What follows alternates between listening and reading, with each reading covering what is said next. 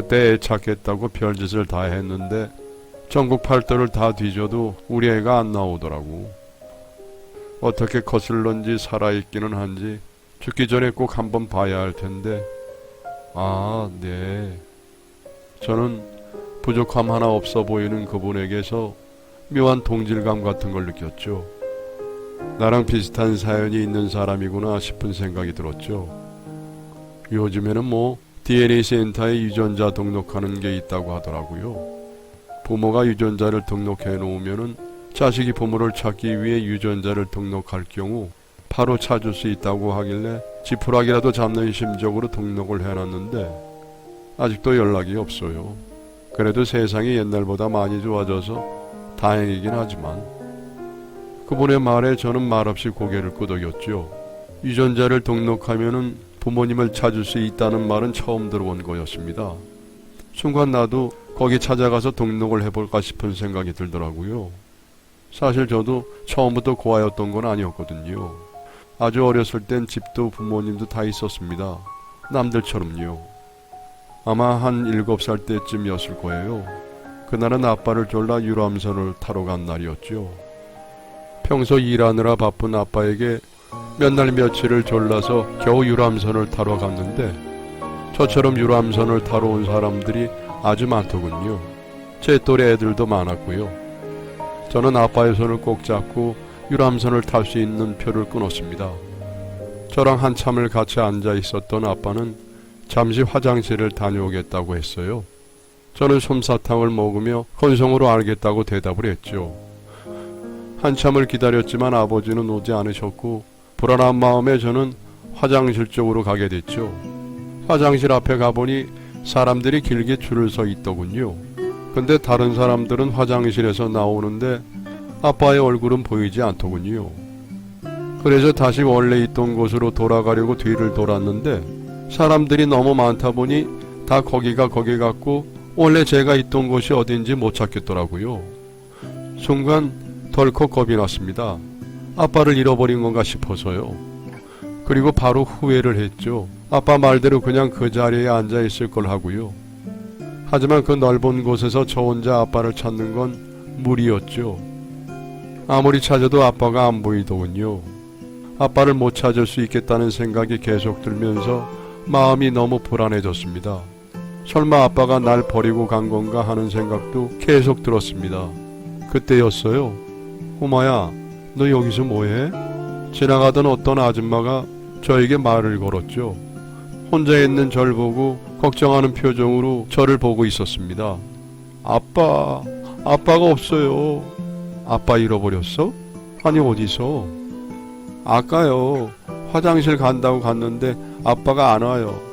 엄마는? 여기 아빠랑만 왔어? 네, 엄마 없어요. 엄마는 옛날에 돌아가셨어요. 제 말에 아줌마는 곤란하다는 표정을 지었죠. 아마도 그 아줌마는 아빠가 절 버리고 갔다고 생각했던 것 같아요.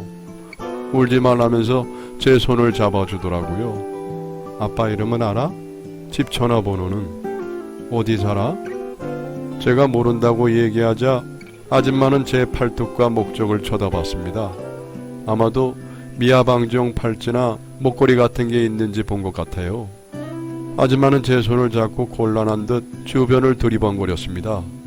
일단 아줌마랑 같이 가자. 한참을 서 있던 아줌마는 절 보며 자신과 같이 가자고 말했습니다. 아줌마가 아빠를 찾아줄 거라 믿어 의심치 않았던 저는 망설임 없이 바로 고개를 끄덕였죠. 하지만 아줌마가 저를 데려다 준 곳은 아빠가 있는 곳이 아니었어요.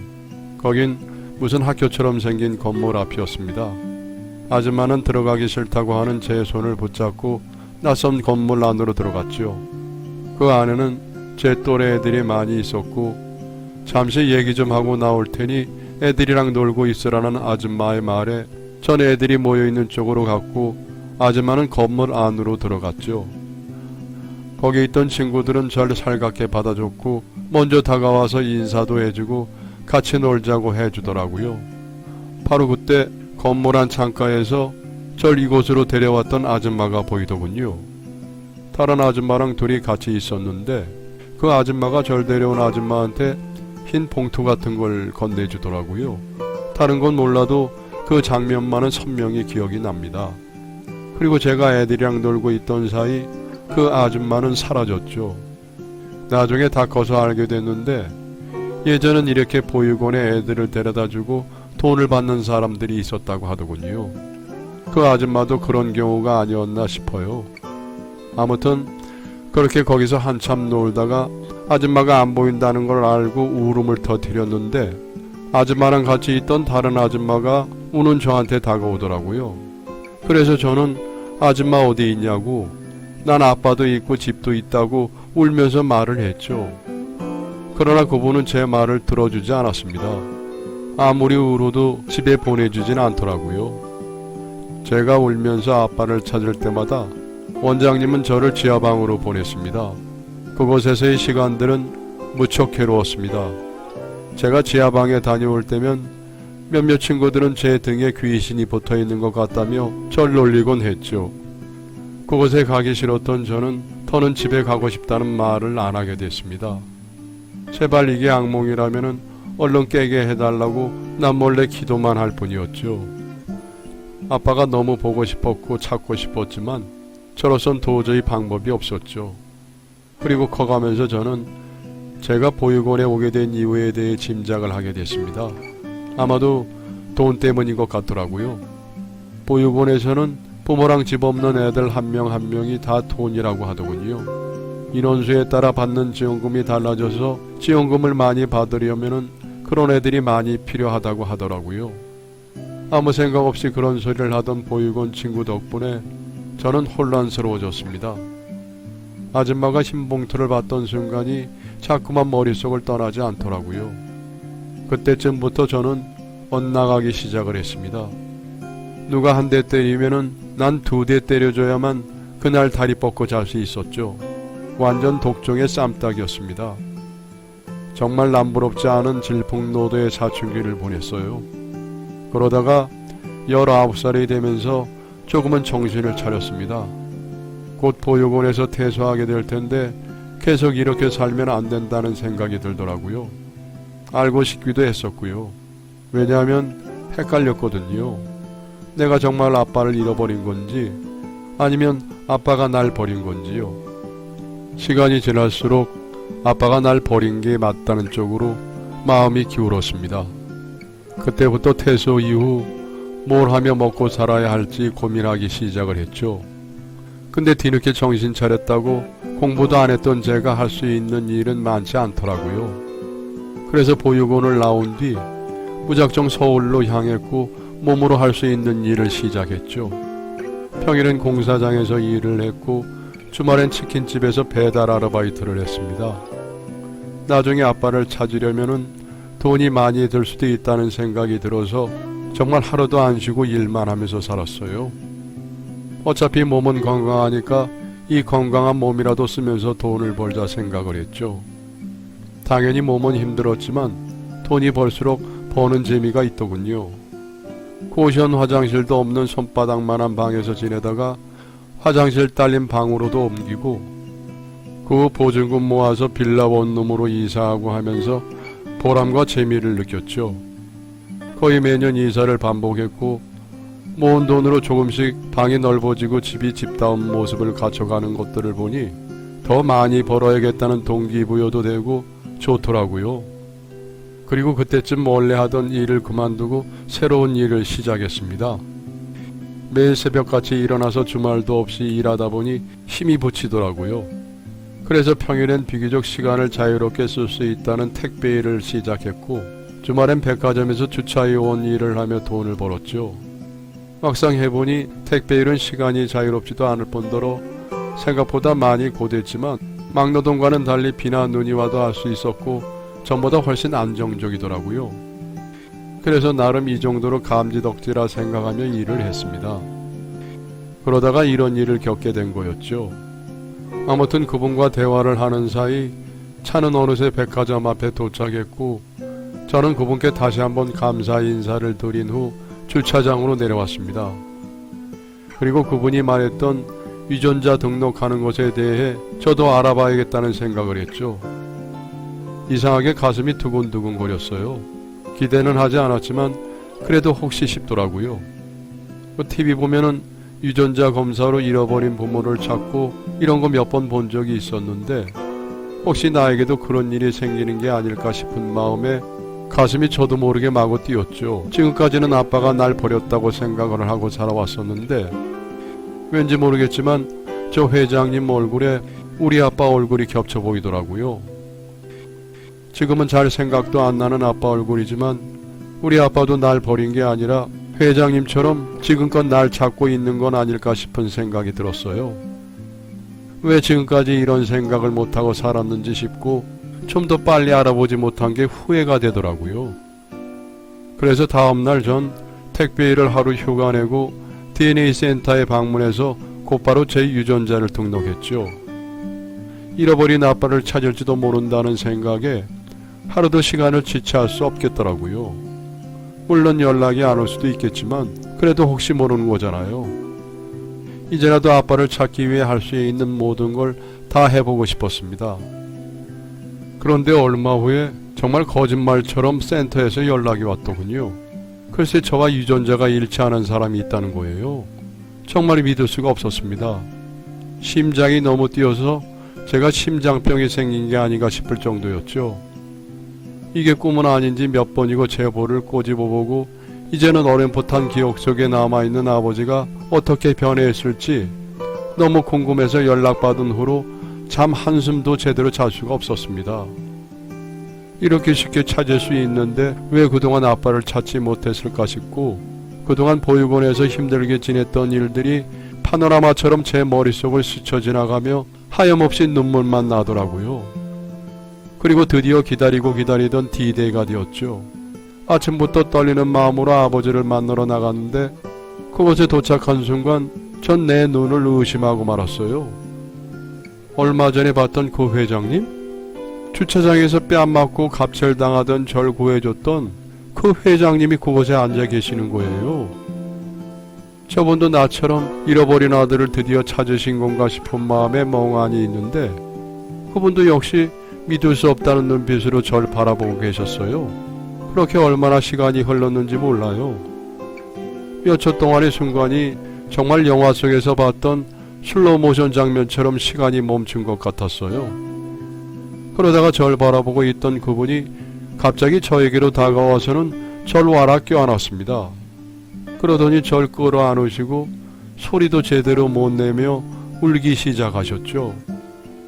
그 옆에 앉아 계셨던 여자분은 저희를 보며 드디어 찾았다고 축하를 해주셨습니다.